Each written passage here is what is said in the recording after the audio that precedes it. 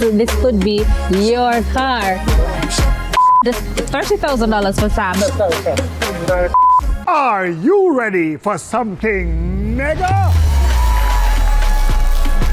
Mega Mart's giving away a brand new 2025 Hyundai Tucson. And trust me, it's not just a car, it's a personality upgrade. Second prize, a mega shopping spree. Third prize, 30,000 monthly shopping spree. Okay, break it down for them. Spend $6,500 or more before GCT. Fill out the entry form on your receipt. Drop it in the box. That's it.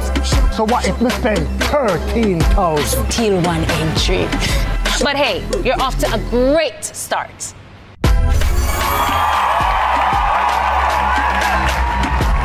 Authorized under Section 58(3) of the Betting, Gaming and Lotteries Act.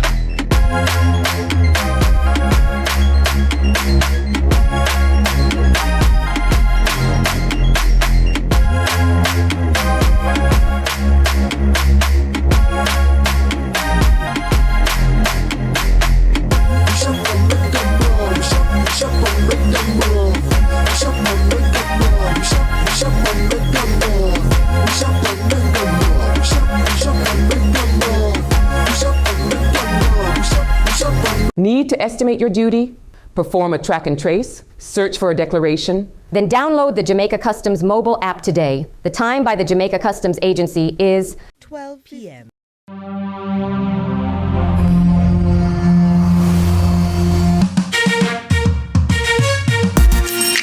Hey everybody, I'm Yendi, and this is Odyssey with Yendi. In this space, we connect with some of your favorite people as they share their journeys. Here we have some unfiltered conversations as we deep dive into their inspirations, motivations, and experiences to inspire our own life journey.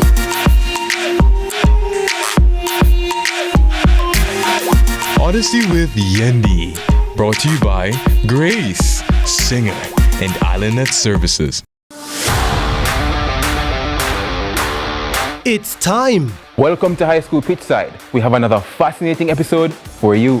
More matches, more big clashes. Let's talk about some of the big rivalries coming up this week. More of your favorite features. And trust me, you won't fall asleep in this history class. And of course, we always want to hear from you. Hear from your alma mater's players and coaches in Team Talk. You know we can't leave you out. So send us your messages on social media and watch us react on FanView. And you know we love a good little debate, right, Gio? We've got you covered all season long on High School Pitchside. High School Pitchside, your ultimate guide to all things schoolboy football, Thursdays at 8 p.m. on CVM TV.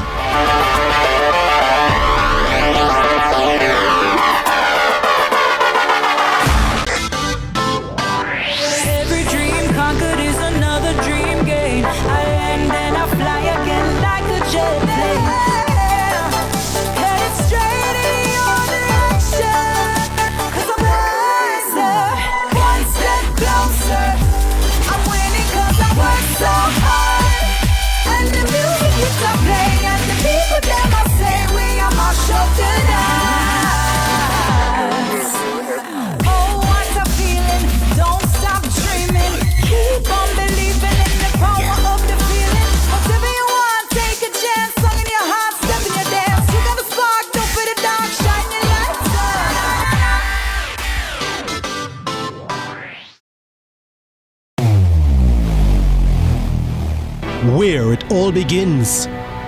The quest to become great. Inspired by those who went before them, these four boys dream of playing in the ISSA schoolboy football competitions. Will you score this for Casey? Will you score? It's a shot, it's a goal! And it's a shot, and it's a goal! And Casey has won the Manning Cup, and they will play Clarendon College in the Olivia Shield.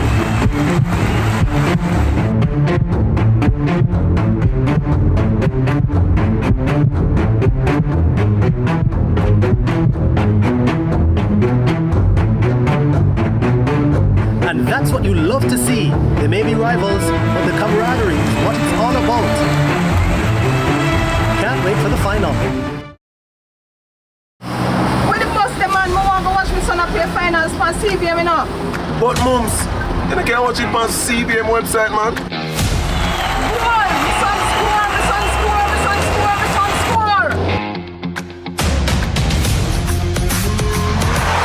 Greatness begins here.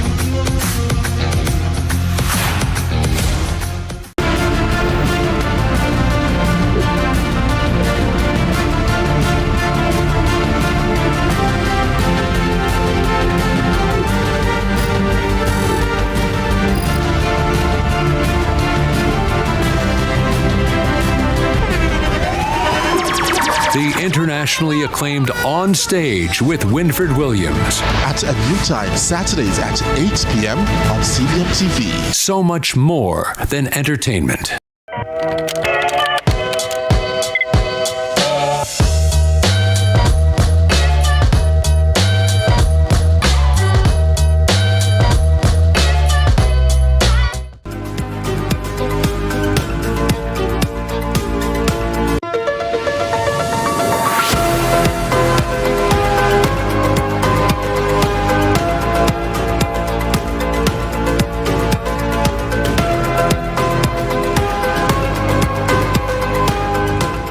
This is Tracking Melissa, the Aftermath. It's Wednesday, October 29. I'm Giovanni Dennis. The tropical storm warning for Jamaica has been discontinued as Hurricane Melissa moves further north of the island.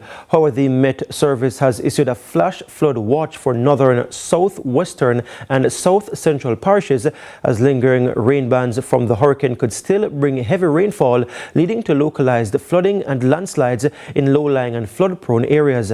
At 7 a.m., the center of Hurricane Melissa was located near latitude 20.6 degrees north and longitude 75.7 degrees west, or about 220 kilometers northeast of Ocho Rios.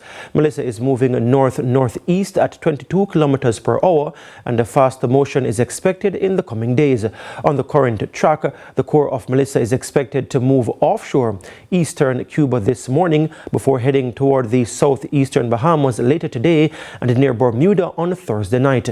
Maximum sustained winds have decreased to 165 miles per hour or 105 miles per hour, making Melissa a Category 2 hurricane. Now, despite weakening, it remains a powerful system with hurricane-force winds extending 45 kilometers from the center and tropical storm-force winds reaching up to 295 kilometers outward. Radar and satellite images show that rain bands continue to sweep across Jamaica's northern parishes, producing moderate to heavy showers at times. Lighter rainfall is also affecting other parts of the island. Rainfall totals of 75 to 150 millimeters or 3 to 6 inches and higher amounts over the mountainous regions are expected today, with the risk of flash flooding and landslides persisting into tonight. Now, while damaging winds are gradually subsiding, gusty tropical storm force winds could still affect northeastern parishes and strong breezes may continue across southern parishes. Marine interests are being urged to exercise extreme caution as large waves and rough seas are expected around the island's coastline. Small craft operators should remain in port until conditions improve. Now, the Met Service says this will be the final bulletin on Hurricane Melissa, with future updates to be issued through regular forecasts and news releases from the National Met Center. Meanwhile, the government of Jamaica has officially given the all-clear following the passage of Hurricane Melissa. While the storm has moved away from the island, authorities are urging continued caution as recovery operations begin. Now, this means restoration efforts can now fully get underway across the island. Utility crews from the Jamaica Public Service, National Water Commission, National Works Agency and the telecommunications companies are being mobilized to restore electricity and water and communication services disrupted during the storm. The government is also encouraging businesses, including supermarkets, gas stations, pharmacies and wholesales, especially in areas that sustained less damage, to reopen as soon as possible to ensure citizens can access essential goods and services. Still, officials are reminding the public to remain vigilant. Downed power lines, debris and floodwaters may continue to pose dangers, particularly in low-lying and flood-prone communities. And while the all clear has been issued, authorities say the cleanup and full restoration will take some time, urging citizens to remain patient as recovery progresses. And Minister of Energy, Transport and Telecommunications Darrell Vaz has provided an update on the efforts being made by the Jamaica Public Service Company, JPS, to restore electricity as swiftly as possible to the over 500,000 customers who lost power during the passage of Hurricane Melissa. Good morning, Jamaica. My thoughts and prayers are with every single Jamaican in the aftermath of Melissa. Today is day one of the recovery, and I want to let you know that JPS will be moving to try and restore power for all the less affected parishes while they do an assessment by ear today of the worst affected areas in Western Jamaica. ODPEM has already issued this morning the letter to JPS to begin restoration. You will get regular updates on the status, starting with today, of an exact status of the grid for every parish. As it relates to the airports, which are the most important now to get relief into Jamaica, I'll be going to the airport at Norman Manley at 9 a.m. to meet with all the stakeholders, do an assessment, and hopefully get a okay to open the airport by late this afternoon, early tomorrow morning for relief flights. I'll then be flying down to Montego Bay to do an assessment of the Montego Bay Airport as well as the Ian Fleming Airport. It is likely that we'll have to use Norman Manley as the base for the immediate, along with the lesser plane sizes into Ian Fleming, which is closer to the western area, and see what the return time for Montego Bay Airport is. I want to reassure you that we will work as a government and me as a minister 24/7 until such time as we have recovered. God bless you. I've mobilized a JDF helicopter to take the JPS team on a complete recon starting at 9 o'clock this morning of the entire Western Jamaica parishes and communities that were hit, so that they can get a better understanding of the extent of the damage and what will be required to start the restoration immediately. We go now to an item of breaking news. Residents of Middleton District are reporting a massive breakaway on the Newcastle Main Road in the Blue Mountain. It's understood at least 2 homes may be affected. We are now joined by a resident of the community, Marsha Dowes. Good afternoon. Thank you for joining us. Good afternoon, Ms. Dowes.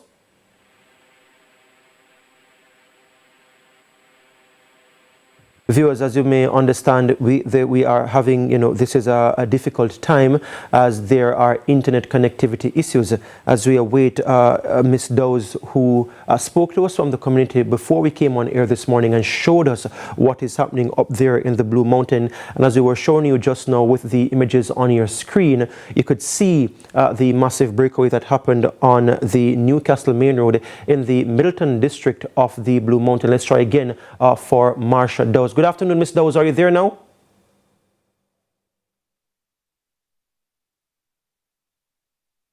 All right, so we will come back to that interview with Marsha Dowes. In the meantime, we'll take a quick break here on CVM's News at Noon, but we'll be right back as we're tracking this developing story of a massive breakaway, what residents say is a massive breakaway in the Middleton District on the Newcastle Main Road in the Blue Mountains. This is CVM's News at Noon. We'll be right back.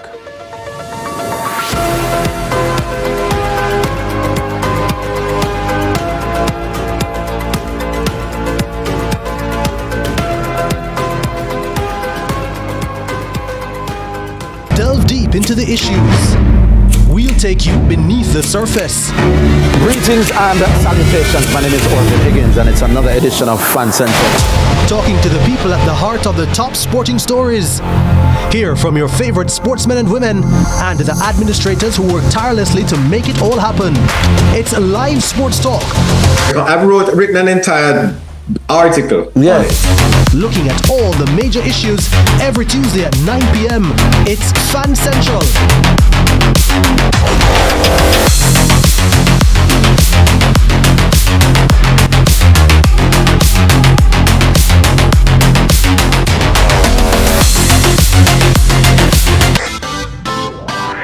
Every dream conquered is another dream gained. I land and I fly again like a jet plane. Headed straight in your direction. 'Cause I'm wiser, one step closer. I'm winning 'cause I work so hard. And the music keeps on playing, and the people them I say we are my show tonight. Oh, what a feeling! Don't stop dreaming. Keep on believing in the power of the feeling. Whatever you want, take a chance. Song in your heart, step in your dance. You got a spark, don't be the dark, shine your lights on.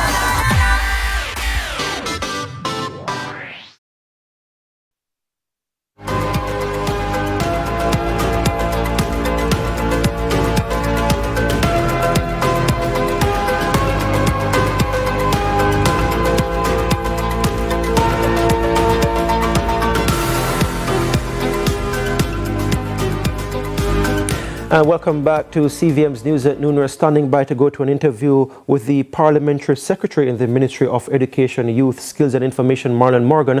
But before we do so, let's go back to Milton District in the Blue Mountain, where we have Marsha Dowes on the line. Marsha Dowes, can you now hear me? Yes, I can. Thank you so much for joining us. First, could you describe what happened with that breakaway? You shared some images with our news team. Just describe firstly what happened.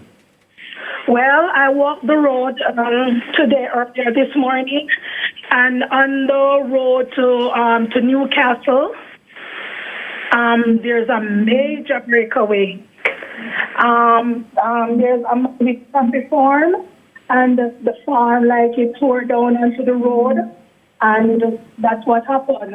And 2 houses were under the road. And I noticed that they are not there anymore. It seems as if they are gone down into the river. I'm sorry, when as in the breakaway took the houses down into the river, the location where they were, they're no longer there? Yes, the houses are no longer there. The water took over the road, and the road break away. The coffee farm is down. There's a major landslide right there. I think it is worse than the one that happened on Gordontown Road. And the one she's referring to on Gordontown Road happened in 2024, viewers. That was 5 years ago. Yes, Are you aware if anyone is injured? Remember, you mentioned the 2 houses. Was anyone in the house, in any of them? No, the house.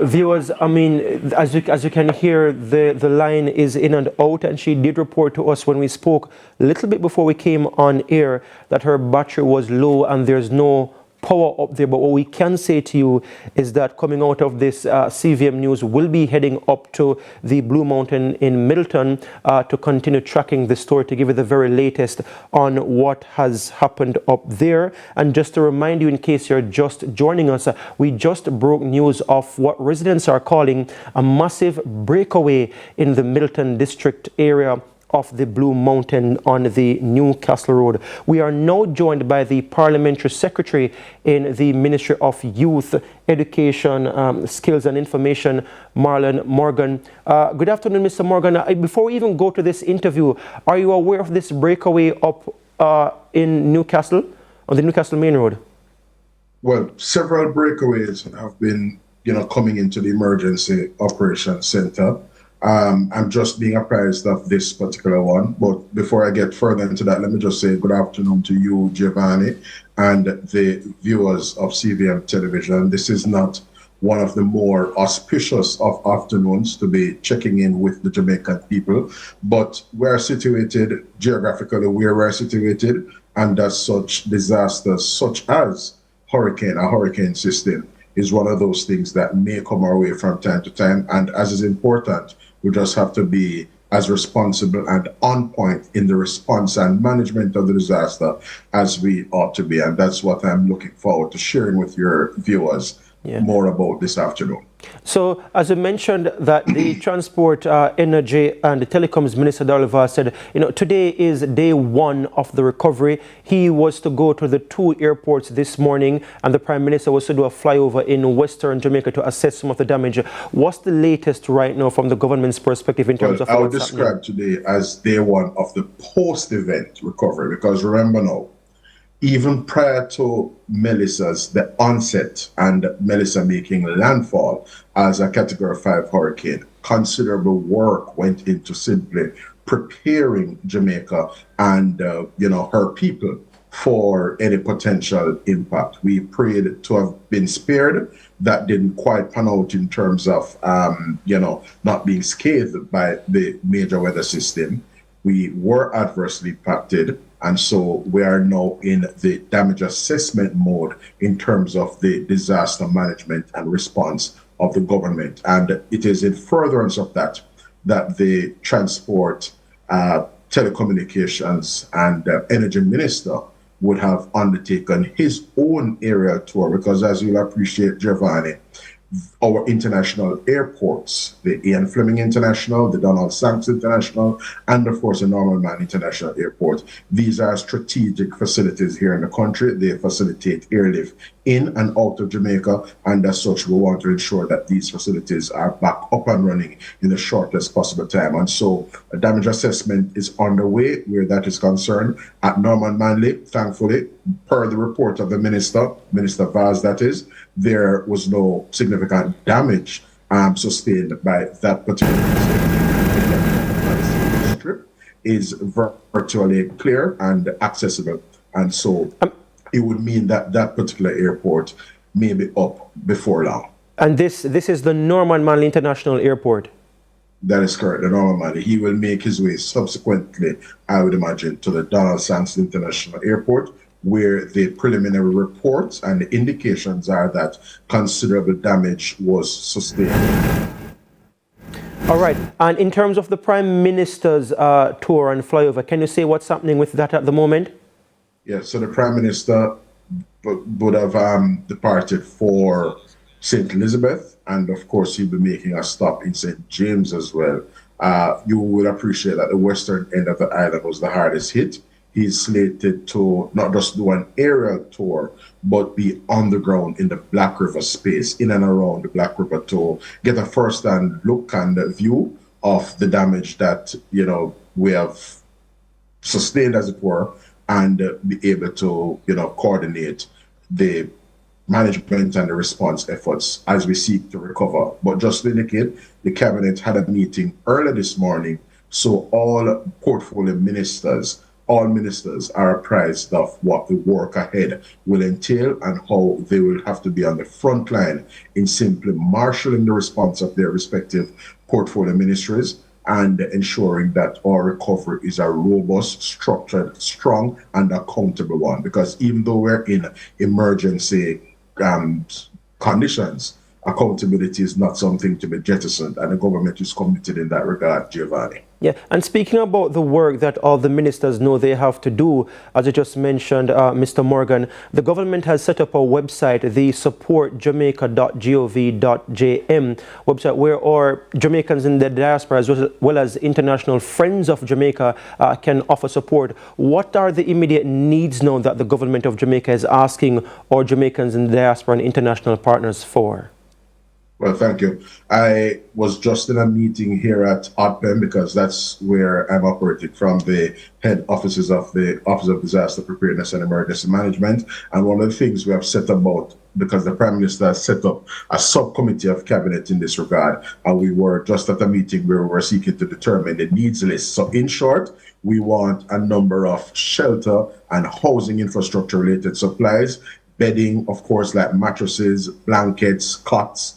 We're seeking housing infrastructure supplies such as zinc, hurricane straps, lumber, because as you'll appreciate, whether it is 1x3 or 2x4 related lumber, plyboard, both construction ply and the other plyboard, we're seeking those facilities as well.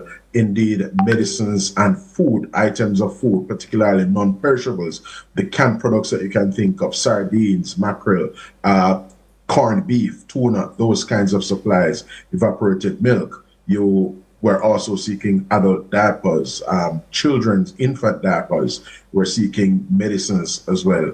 And other, as I said before, food supplies like staples, rice, sugar, flour, cornmeal, you name it. So those are of strategic importance, but also in terms of our physical infrastructure, on our needs list as well, are such items as tipper trucks, excavators, power saws, and those heavy equipment that can help to bolster and augment the fleet that we have in country, because a considerable degree of picking up of the pieces will have to ensue in the days and weeks ahead as we seek to remove debris, certainly from critical roadways and critical infrastructure, to just get our recovery as a country back on the way and get businesses back into production, get industries back into production, and get people back at work in the shortest possible time. So clearing roadways is of critical importance, and as such, front-end loaders, tipper trucks, garbage trucks, and those things are being situated on our needs list. We're seeking the partnership and international community in this regard so that we can get on in earnest with the post-Hurricane Melissa recovery efforts. Has any individual or entity reached out yet pledging support? Well, a number of international partners have reached out to the government, and the government of Jamaica, led by Dr. the Most Honorable Andrew Holness, is eternally appreciative and grateful. Our CARICOM partners have reached out. You may have heard that President Trump himself has signaled his support and solidarity with Jamaica, and we look forward to assistance that we will be receiving from our good friends and partners in the United States. We know that the European Union is on board as well, and indeed a number of other countries around the world. A number of expressions of good wishes and solidarity have come in, but also people have been responding already. You would have heard also, Giovanni, that one of the basketball franchises in the United States, the Miami Heat, which many Jamaicans support, have pledged $1 million to Jamaica's post-Hurricane Melissa. And you should say to our viewers that Norman Powell, who is a Jamaican, also plays for the Miami Heat, Marlon Morgan. And it's good to hear that these pledges have been made, but there are two quick follow-ups I need to ask you before I let you go that I'd like a quick responses from you on, if you can answer. Last night we were getting word out of Catherine Hall in Montego Bay that people were marooned on housetops with rising waters and they were not able to move. Can you say what became of that situation, if you're aware of it? Well, I'll allow Commissioner Beckford, I see him coming on the call, to respond more specifically from the fire brigade. Just to indicate though, Giovanni, that I too am aware of those distress calls that went out to the system. Persons would have reported that they were essentially marooned on account of rising floodwaters in the Catherine Hall space. I know that the team would have sought to respond, but you'll appreciate as well that in an emergency, the first responders may be constrained as well by just the sheer reality. We absolutely understand, and we were told based on the information we I'll received. defer in terms of update to Commissioner of the Jamaica Fire Brigade. And thank you so much for your time. Then that was the Parliamentary Secretary in the Ministry of Education, Youth, Skills and Information, Marlon Morgan, providing an update in terms of the government's post-Melissa recovery efforts, the day one of those recovery efforts, as mentioned by Darrell Vaz. We're now going quickly then to Stuart Beckford, the Commissioner of the Jamaica Fire Brigade, and that's where we will begin, that very point on which we ended with Marlon Morgan. Commissioner Beckford, good afternoon, and thank you so much for joining us.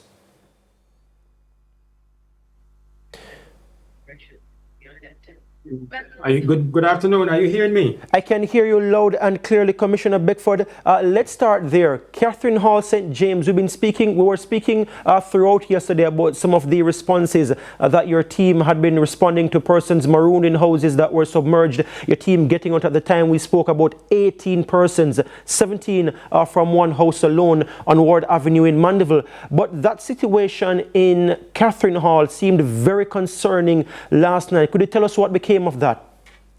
Well, I'm happy to report that that situation eventually was resolved.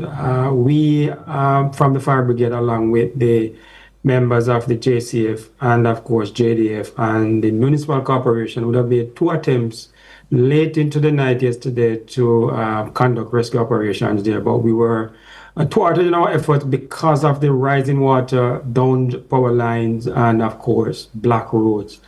We did an assessment on our final visit to the location last night, maybe about 10, and we recognized that the water was beginning to recede.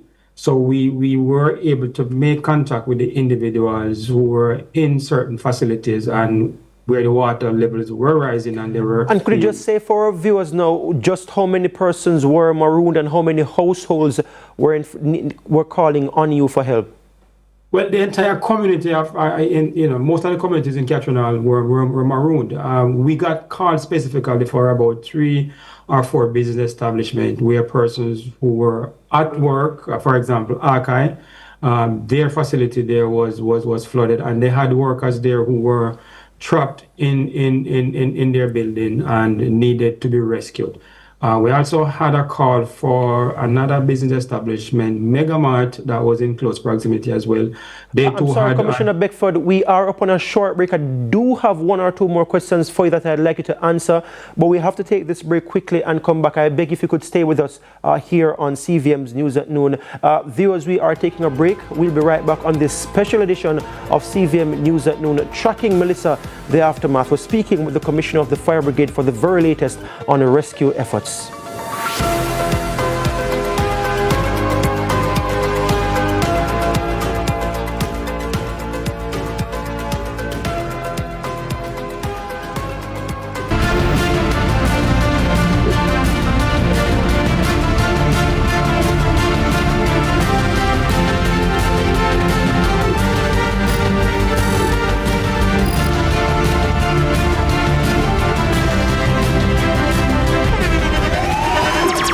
The internationally acclaimed On Stage with Winfred Williams. At a new time, Saturdays at 8 p.m. on CVM TV. So much more than entertainment.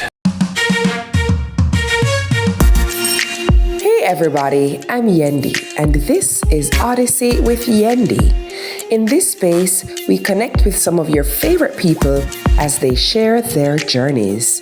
Here we have some unfiltered conversations as we deep dive into their inspirations, motivations, and experiences to inspire our own life journey.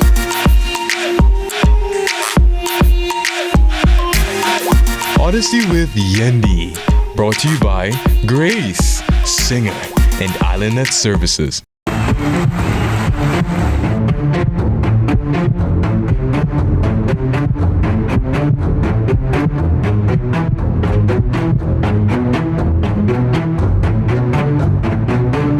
And that's what you love to see. They may be rivals, but the camaraderie is what it's all about.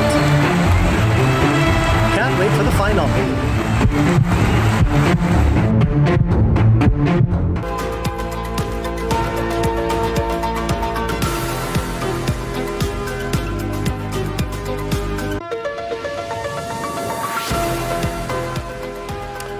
Welcome back to CVM's News at Noon, our special coverage tracking Melissa, the aftermath. We're now speaking with the Commissioner of the Jamaica Fire Brigade, Stuart Beckford, who is updating us on a situation coming out of Catherine Hall in St. James, where residents were marooned. We got a notification, and I was listening to a voice note last night with who sounded like an elderly lady who was marooned on a housetop. And she said that she couldn't swim and they were trying to get help, and JDF teams couldn't come because the power of the wind was just too strong for them to reach her. Commissioner Beckford has now told us that those situations that they heard in that particular area have been resolved. And you were saying there were three businesses where people were marooned as well, Mr. Beckford, and you just mentioned Hawkeye and Megamart.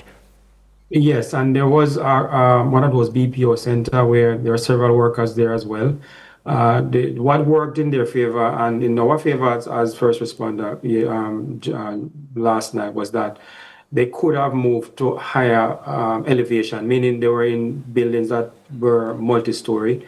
So they were able to move to higher elevation and so avoid the flooding that was taking place there.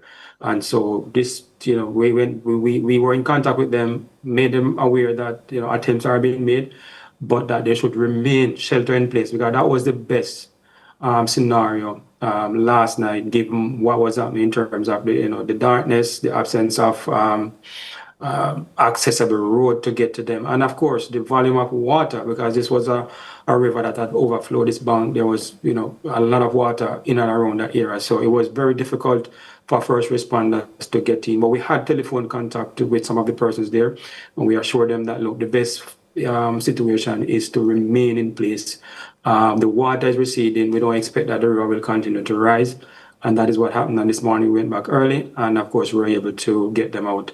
And that situation has now resolved itself. Can you say if there has been or have been any additional deaths to the three that were initially reported? I'm seeing some reports claiming about a situation in St. Mary. I won't repeat exactly what it is, so I'll just put the question to you. No, I have had only one report of deaths, and that is what is coming to us now from Black River. Black River, even in relation to the fire brigade, has been badly affected. We are not able to respond from that station as we speak. We are taking steps to have the facility cleared up because there's a lot of debris in and around the town of Black River. So Black River is really in a bad state, but I can confirm that we have received reports that there are 3 fatalities in Black River. So just for clarity, this would be 3 fatalities in addition to the original 3 that the health minister had mentioned in the build-up to Hurricane Melissa making landfall? Yes, that is what I was advised just before coming on here, that there is the situation that they believe that 3 bodies would have been discovered. That is still an ongoing situation. So I'm sure by the end of, within the next hour or 2, we should have better particulars surrounding this unfolding event in Black River. And again, just for clarity, Mr. Beckford, I know you said, but I just want for clarity. So there were 3 deaths. You are now confirming that happened during the storm, and you're still doing assessments of them in Black River. I'm not. So the information I got just now is that they have discovered 3 bodies. I take it that these persons would have probably died during the passage of the hurricane or probably subsequent to the passage.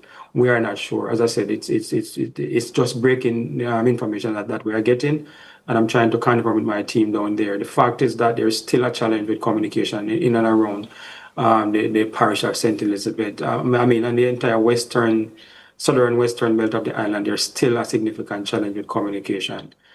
So we are trying to see how best we can get to our team members there just to have confirmation of what has been brought to my attention. Wow, our sympathies to the specific community of Black River in St. Elizabeth now. The Commissioner of the Fire Brigade, Stuart Beckford, there confirming that 3 bodies have been found. This information is developing, it's happening, just broken here on CVM TV, and we pray and hope that it doesn't get any worse. Other than that, Mr. Beckford, in terms of your own response from the Fire Brigade's perspective, you were telling me about several calls that you were unable to respond to yesterday, the Ainan Town area, I think Cave Valley as well, where a house was submerged underwater. Do you have any updates on those other instances like the one in Cave Valley? Again, those incidents would have resolved themselves with the water, having the system having passed and the rain having subsided, so to speak. Those incidents would have resolved themselves. The reality is that a number of roads still remain blocked. We are out right now as we speak, clearing block roads, those that we can manage to clear using our heavy-duty equipment such as saws. We are still responding to a number of incidents involving light pole fires, because you can imagine with some areas being without electricity and maybe that is coming back in some areas. So there are some issues in terms of fires and utility poles. We responded this morning at about 2:30, 2:45 to a motor vehicle crash on the Spurtree Highway, Hill Highway, where one person died. There were 3 persons in that motor vehicle crash. 2 were taken to the Mandeville Hospital, but 1 person succumbed to his injuries. So there is a number of incidents that we are responding to, even after the passage of the system. Oh, so a motor vehicle crash on the Spurtree Highway. Could you say what caused that crash? Any further details on that? Preliminary investigation so far revealed that the car left the road and ended up in a ditch. It slammed into a tree where it came to a halt, and we received a call, as I said, at about 2:44, 2:45. When we took us a little bit of time to get there, because you would have imagined the water on the road still, black roads, down power lines, down utility pole. But when we got there, we recognized that there were 3 persons who were involved in the crash. 2 were removed and taken quickly to the hospital. The one who died was actually trapped, and so we had to spend some time extricating that person. He was extricated, packaged, and taken to the Mandeville Hospital, but later succumbed to his injuries. Wow, you're saying a lot right now, updating us on a lot of what is happening across the country. Commissioner Beckford, when you spoke just now, you mentioned the accident and we followed up on that, but you also mentioned fires that you're responding to. We have received one coming out of, I think, Hanover or Westmoreland. Hanover to be more specific. Are you aware of that particular incident in Bamboo District? And what, if anything, did your team do? So as I said earlier, there's some challenge with getting communication out of the western end of the island, and one of the issues we're grappling with is real-time information relating to responding to emergencies such as what you mentioned here. But yes, we do have a number of those incidents that we would have responded to in relation to fires, both in the homes and, of course, as I said, on utility poles. Most of what we are responding to do involve utility poles. But I'm not, I don't have specific information on the Hanover incident as yet. Okay. Where else do you have any specific information on? Because you said there were a number of fire incidents that you've been responding to. Could you tell us about any more? Yeah, a lot of them are taking place in the Kingston and St. Andrew region. And St. Catherine as well. And again, you're looking at images on our screen, Commissioner Beckford, of the Bamboo District fire. And just for our viewers, we will be coming to that story shortly after speaking with the Commissioner. But yes, this is a house flattened in Bamboo District, Hanover. And again, our sympathies to those involved. We don't know the cause of this fire just yet as we await details. Again, but you are sharing information on other fires at the moment, Commissioner, that you're aware of. Yes, so most of what we are seeing, it's unfortunate in relation to what happened there in Hanover. We have responded to a few house fires during the passage and subsequent to the passage of Hurricane Melissa. But a lot of what we are getting in terms of fire calls is really in relation to utility poles. A number of them are catching on fires right across the Kingston and St. Andrew region, St. Catherine. That is where we are getting most of the calls in relation to that. And when you say a number of them, could you give us an estimate in terms of number that you've been getting so far? So we would have responded to approximately 15 such incidents based on the reports. 15 cases of fire caused by, in relation in some way to electricity poles, utility poles and utility wires? Utility pole, utility wires, and most of those, as I said, Kingston and St. Andrew, St. Catherine. We have also some incidents happening in other divisions, but not as much as what we are seeing in the KSA and St. Catherine area. Wow. All right. That was the Commissioner of the Jamaica Fire Brigade, Stuart Beckford. Is there anything else that I have not asked you as well, Commissioner, that you'd like to update us on that you think is important to share at this time? But just to caution persons to remain vigilant, though the system has left us. There's still some amount of risk, some amount of danger around. We know we still have down utility wires. I know the JPS has assured us that those have been de-energized. But we still encourage persons not to get in contact with those utility wires. And as far as practical, if you can remain in your house, that you are to do so at this time. I want to take the opportunity to thank the hardworking men and women of the Jamaica Fire Brigade who over the last 3 days have remained in station responding to emergencies. We have gone beyond the call of duty in some instances to try and assist persons.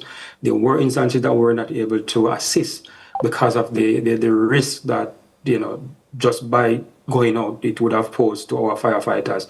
We had to make a judgment call not to respond to some incident. But overall, I think the team did an excellent job. We haven't heard much of Trelawney, Commissioner. Any reports coming out of Trelawney? What's the situation there from your team's perspective? Again, we have lost contact, not lost, but we have not been able to make contact with our team in Trelawney as we would love to. But up to yesterday when we check in with them, there were not much incidents to report at that particular time. But I know with the passage of the system, that would have changed. And so we are working tirelessly to try and get some information out of that particular division. All right, thank you so much. That was the Commissioner of the Jamaica Fire Brigade, Stuart Beckford, who has been updating us throughout this disaster. Thank you so much, Commissioner Beckford. We will be going to some of our reporters on the ground, but first we take another break here on this special edition of CVM's News at Noon, tracking Melissa, the aftermath. We'll be right back.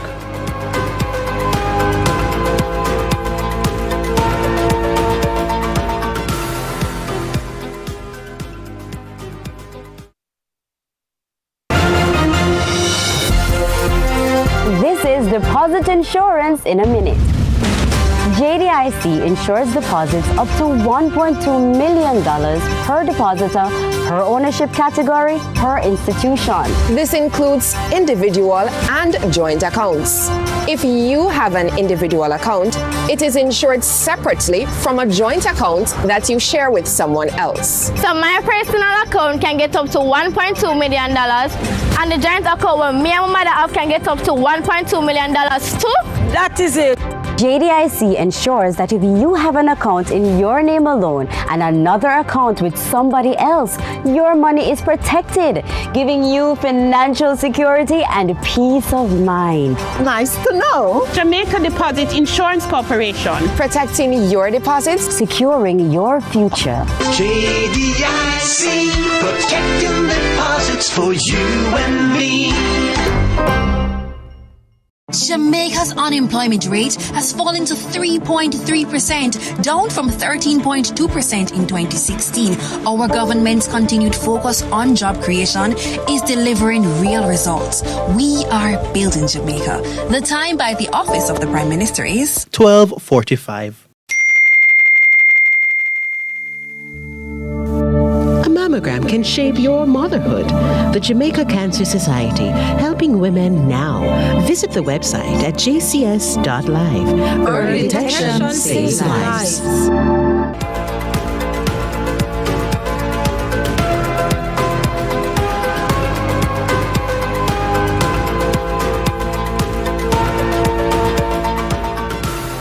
Welcome back to CVM's News at Noon, a special edition as we are tracking Melissa, the aftermath of the devastating Category 5 hurricane as it was at the time when it made landfall in Jamaica. And we were just speaking with the Commissioner of the Jamaica Fire Brigade, Stuart Beckford, and sharing with him a report that we are getting here at CVM coming out of Hanover.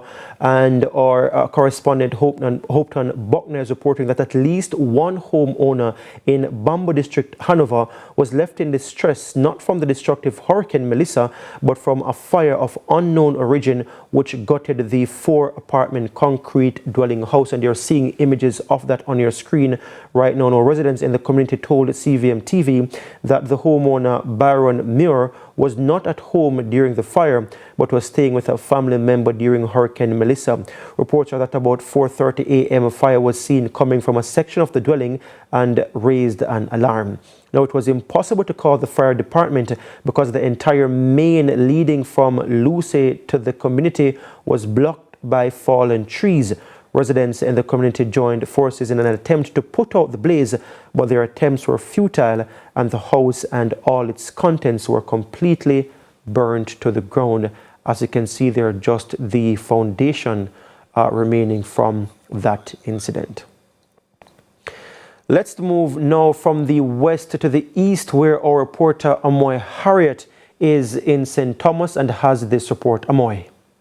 Thanks, Gia. Now, over here in the eastern end of the island, the place is a little drier and sunnier than other parts of Jamaica right now. So we've been driving through sections of St. Thomas since morning, and we haven't really noticed anything significant in terms of infrastructural damage. I mean, we noticed a few trees that, were a little bit down and leaning towards the roadway. And earlier, when we were passing through Yallah's Pond, the community of Yallah's Pond, we noticed a fallen utility pole, and there were 2 JPS trucks on location trying to fix that utility pole. But we're not seeing too much flooding so far in St. Thomas. It is important to note, though, that there were reports yesterday of significant flooding in areas like Bath District, Bamboo River in Morant Bay, Springfield, and we are going to be visiting those parts of the parish a little later on, and we will have that update in CVM News at 7. But so far, not seeing anything. We're currently in Port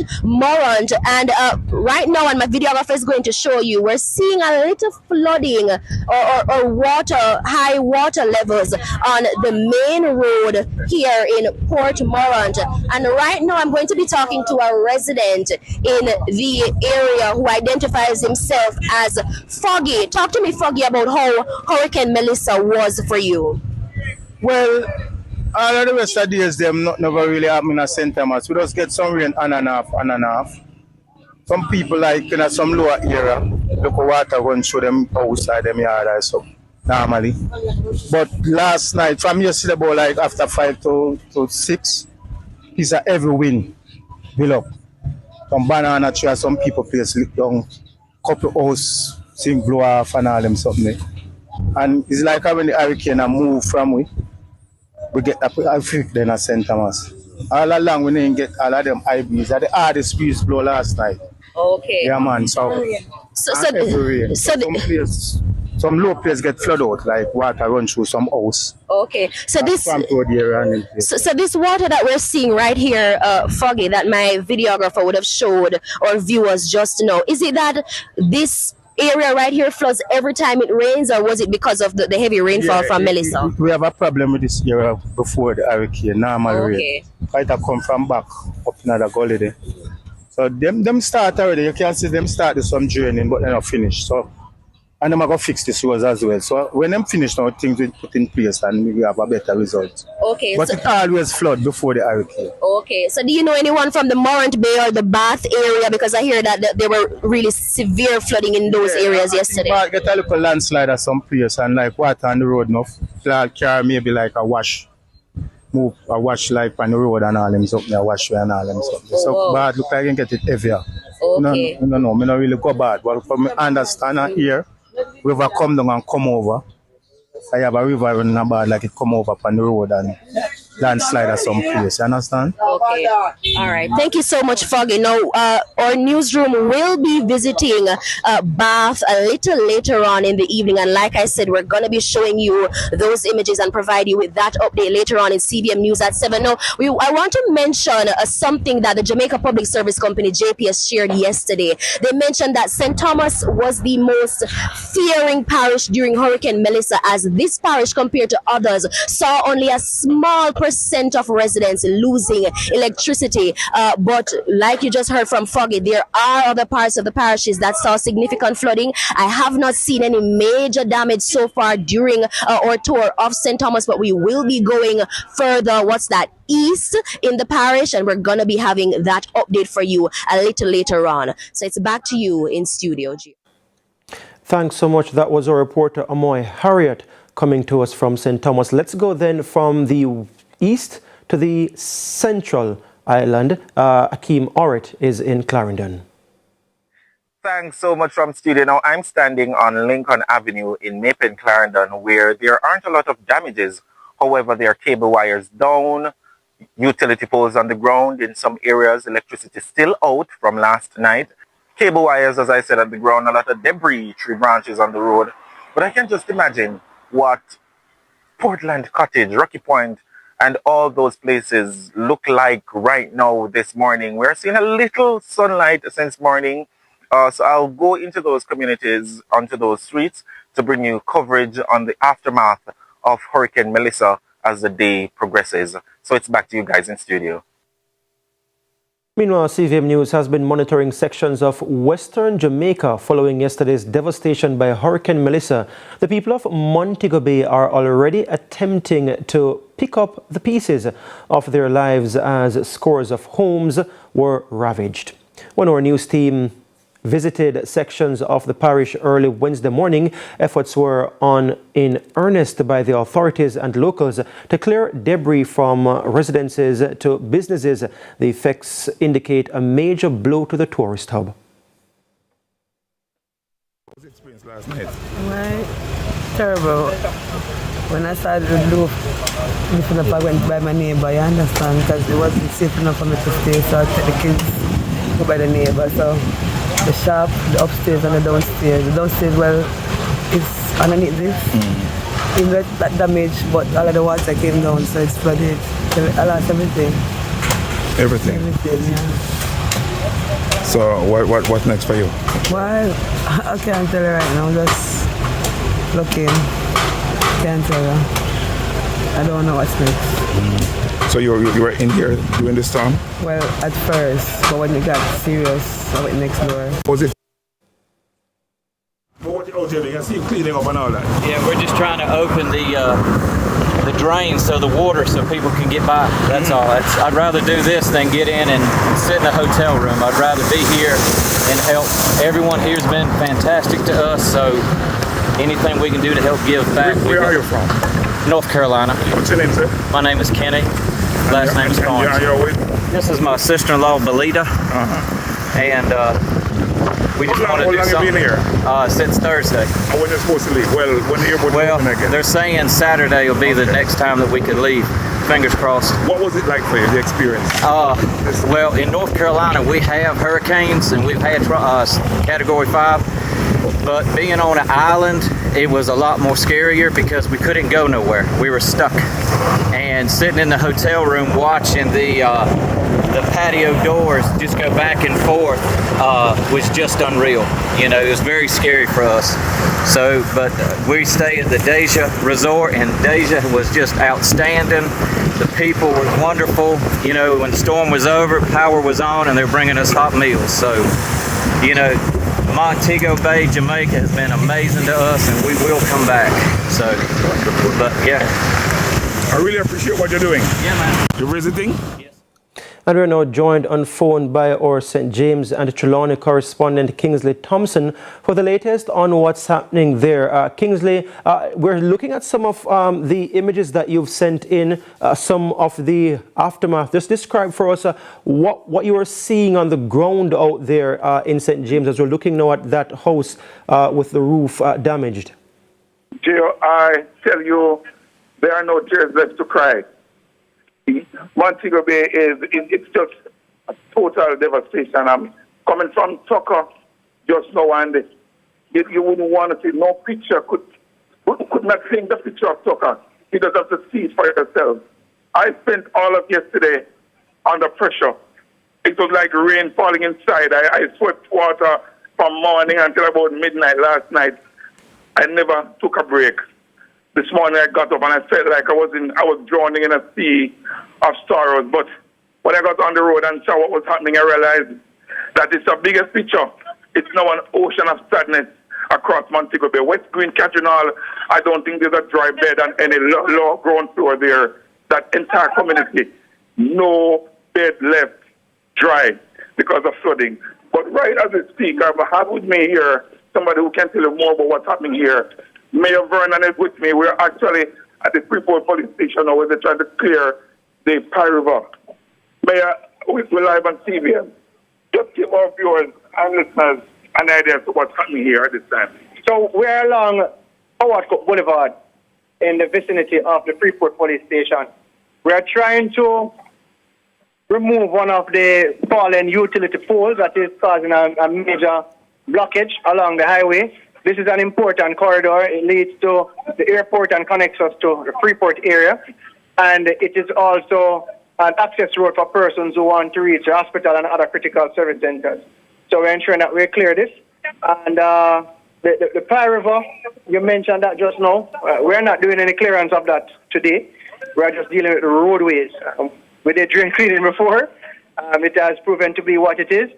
And we are now trying to ensure that persons can move along the major thoroughfares. And then we will now move into the other sections of St. James, the rural areas, because many of them have been cut off from the urban center, the Maroon Town area, the Cambridge area, you name it. So we have to take it in strides. First thing we did was to ensure that we check on our people for a report of casualties or deaths. We have not received any report of such. We're still doing our checks. I'm awaiting also a more, well, not a comprehensive, the preliminary report from the agencies so we can better appreciate what has happened. And then we will, we have also looked at the shelters, but we have lost communication with several of those shelters in remote areas. So we are yet to get the full update as to the number of persons in shelters and the situation regarding each. But for now, we're doing the connectivity, which is to ensure that our roadways are clear. So that is what we're doing now along the, what's the road? Along the Howard Cook. It is very devastating. The hit is huge.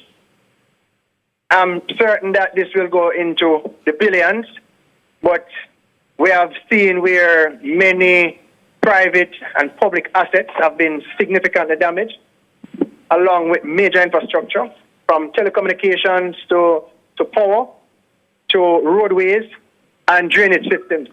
So we have a lot of work to do, and I anticipate that we